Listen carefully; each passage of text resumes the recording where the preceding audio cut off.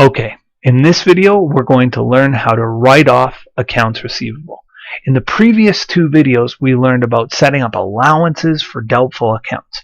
We learned the income statement method, and that's where you use a percentage of sales, and when you calculate that percentage of sales you're calculating a bad debt expense that goes into a bad debt expense journal entry.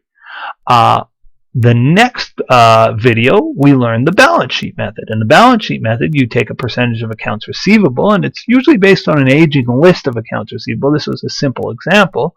And what you calculate isn't the bad debt expense, but the ending balance of your allowance.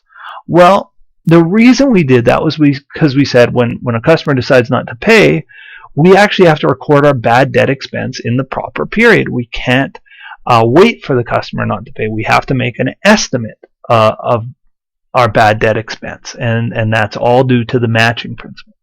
Well, now we've said, okay, it's not enough to wait for the customer not to pay. We need to set up an allowance. Well, now in this third question, we're going to learn how to actually write off their account receivable when a customer actually doesn't pay us. So the question says, it's December 5th, 2012. XYZ company owes your company $2,000.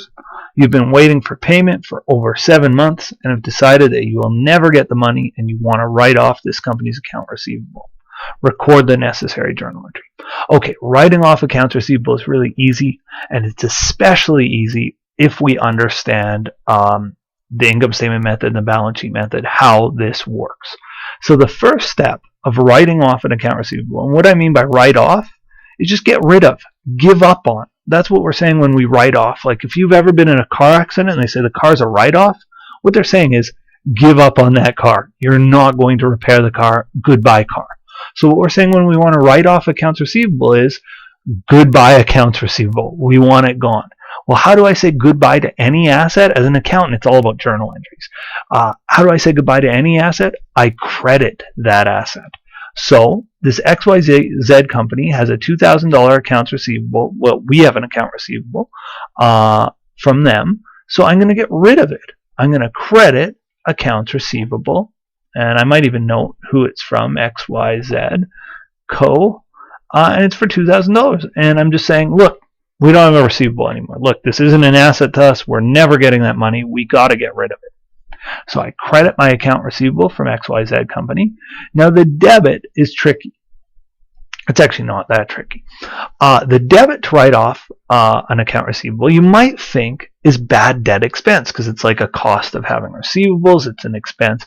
But no. We just went through that whole exercise to set up allowances for doubtful accounts. We said, sometimes customers don't pay. We need to set up an allowance in case they don't pay.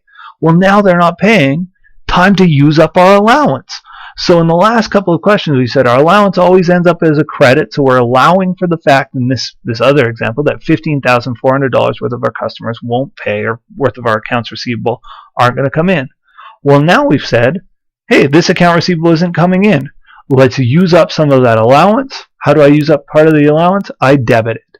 So I'm going to debit my allowance for doubtful accounts. It's $2,000.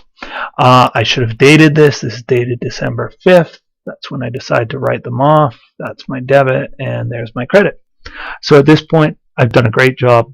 Pat myself on the back. I've written off my allowance, written off my account receivable from XYZ company. So if you're ever in a scenario where you need to write off an account receivable, just know, credit the account receivable and you're halfway home, right? Just get rid of it. That's what write-off means. So get rid of that account receivable, credit that account receivable. The debit to write off accounts receivable, if your company's doing it the right way, is to debit allowance for doubtful accounts. You don't debit bad debt expense at this point. You have to wait and set up that allowance. So again, we don't debit bad debt expense when we write off an allowance for doubtful accounts. That's called direct write-off, and that goes against GAAP and IFRS and goes against the rules of accounting. Writing off accounts receivable is easy. Always this journal entry. Debit allowance, credit accounts receivable. Hope this video has been helpful for you, and good luck.